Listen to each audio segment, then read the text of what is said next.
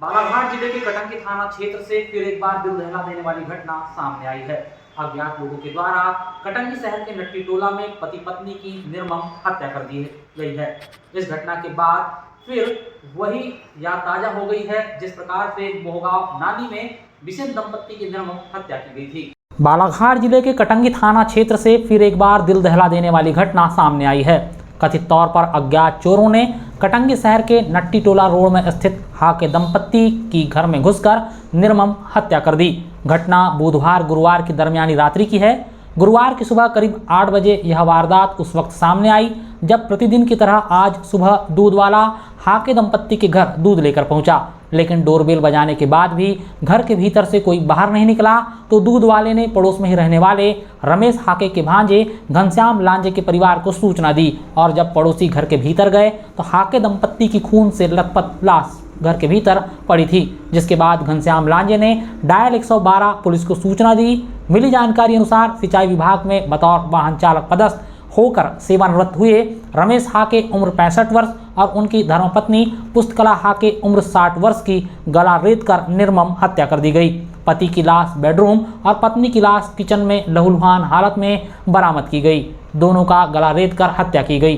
पहली नज़र में चोरी और फिर हत्या करने का मामला प्रतीत होता है। फिलहाल यह साफ नहीं हो पाया है कि चोरों ने क्या क्या चोरी किया है और उन्होंने घर में एंट्री कैसे ली, क्योंकि घर के बाहर गेट के ताले से लेकर घर के सामने के दरवाजे में कोई तोड़फोड़ नहीं की गई। घटनास्थल पर जूतों के निशान दिखाई पड़े हैं। वारदात की गंभीरता को देखते हुए अतिरिक्त पुलिस अधीक्षक निहित उपाध्याय घटनास्थल पर पहुंचे। इनके अलावा साक्ष्य एकत्रित करने के लिए फॉरेंसिक टीम डॉग स्क्वाड भी बुलवाया गया। शाम 4 बजे दोनों पति पत्नी का पीएम करवाकर पुलिस ने जांच शुरू कर दी। देर शाम पुलिस घटनास्थल पर मौजूद रही। शाम 7 बजे दोनों पति पत्नी का अंतिम संस्कार किया गया। कटंगी थाना क्षेत्र में तुमसो रोड पर सवेरे हमें सूचना प्राप्त हुई कि 2 शख्स का यहाँ पर मर्डर कर दिया गया। जो मोस्टली हम जब स्पॉट पे पहुंचे तो हमें पता चला दंपत्ति हैं, जिनका एक जो मृतक हैं उनका नाम है रमेश आके और श्रीमती पुष्पकलता आके उनकी वाइफ का नाम है। उनकी बॉडी हमको थोड़ा मतलब डिस्प्यूटेड हालत में हमको मिली। बाकी हमने इन्वेस्टिगेशन और अपनी जांच प्रारंभ कर दी है। क्या कुछ निकल के लग रहा है सामने? अभी सारे एंगल्स खुले हुए हैं, जैसा कि मैंने बताया कि हमने इंक्वायरी अभी स्टार्ट करी है। सारे एंगल्स अभी खुले हुए हैं, देख रहे हैं। कुछ सामान भी हमें अभी तक समझ में आया कि कुछ नहीं मिला है, ज्वेलरी और कुछ ऐसे कुछ है। तो अभी सारे एंगल्स खुले हुए हैं, तो जो भी कुछ चीज़ निकल के आएगी आपको अपडेट करा जाएगा। 52 दिनों के भीतर कटंगी में हुई इस सीरियल किलिंग की वारदात से सभी डरे और सहमे हुए हैं। वहीं इस पूरी वारदात के बाद राजनीति भी तेज हो गई है। पूर्व सांसद कांग्रेस नेता बोध सिंह भगत ने भाजपा सरकार को आड़े हाथ लेते हुए कहा कि प्रशासन पूरी तरह से नाकारा हो गया है। किसी भी क्षेत्र में सरकार का कोई अंकुश नहीं है। कटंगी विधानसभा क्षेत्र में 2 डबल मर्डर की वारदातें हुई हैं, जिसमें पति पत्नी की निर्मम हत्या की गई। उन्होंने कहा कि पुलिस प्रशासन सोया हुआ है। अगर पुलिस सक्रिय होती तो इस तरह की वारदातें नहीं होती। विधायक और सांसद को इस तरफ ध्यान देना चाहिए कि इस तरह की वारदातें आखिरकार क्यों हो रही है। जो सत्ता में हैं उन्हें इन घटनाओं को गंभीरता से लेना चाहिए। अगर पुलिस डबल मर्डर की दोनों घटनाओं के आरोपी को नहीं पकड़ती तो कांग्रेस पार्टी सड़क पर उतरकर आंदोलन करेगी, ऐसी उन्होंने चेतावनी दी है।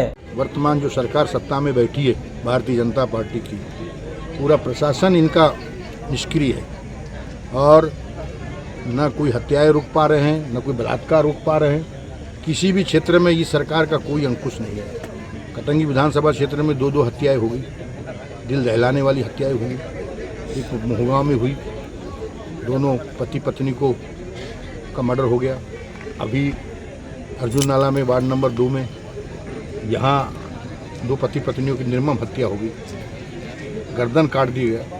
वहाँ भी पूरे सर के ऊपर 8-10 घातक हथियारों से वार किए। और मुझे तो ऐसा लगता है प्रशासन सोया हुआ है। प्रशासन को जागरूक होना चाहिए और सरकार को भी इस पर संज्ञान लेना चाहिए। आम आदमी सुरक्षित नहीं है इस सरकार के राज में, इसलिए जिला प्रशासन, प्रदेश शासन इसको गंभीरता से ले और इस प्रकार की घटनाएं दोबारा इनकी पुनरावृत्ति न हो, ये हमारा प्रशासन से कहना है। शासकीय सेवा से सेवानिवृत्त होने के बाद रमेश हाके और उनकी पत्नी दोनों ही कटंगी के नट्टी टोला में निवास करते थे, जबकि उनके दोनों पुत्र नागपुर में जॉब करते हैं। बताया जा रहा है कि उनका एक बेटा अमेरिका में जॉब करता था, जो कुछ माह पहले ही नागपुर में शिफ्ट हुआ है। हाके दंपत्ति की मौत की वारदात ने कटंगी थाना क्षेत्र के मोहगांव नांदी में घटित घटना को ताज़ा कर दिया है। पुलिस मोहगांव में हुए बिसेन दंपत्ति की हत्या की वारदात का अब तक खुलासा नहीं कर पाई है। बिसेन दंपत्ति की हत्या अब भी गुत्थी बनी हुई है और अब कटंगी थाने से महज 2 किलोमीटर की दूरी पर डबल मर्डर की यह दूसरी बड़ी घटना हुई है, जिसका खुलासा करना अब पुलिस के लिए चुनौती है।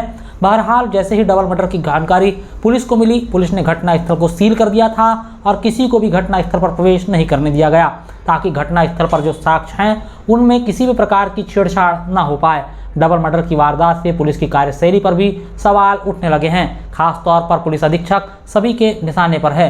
जिले में उनकी तैनाती के बाद जनप्रतिनिधियों से लेकर मीडिया ने उनकी तारीफों के कसीदे गढ़े थे, किंतु देखा जा रहा है कि जिले में किसी भी बड़े मर्डर का खुलासा पुलिस नहीं कर पाई है, जबकि मोहगांव नांदी की वारदात से एसपी लगातार मॉनिटरिंग कर रहे थे। डबल मर्डर की इस वारदात के बाद शहर में सीसीटीवी कैमरों का मुद्दा भी फिर जोरों से छाया हुआ है।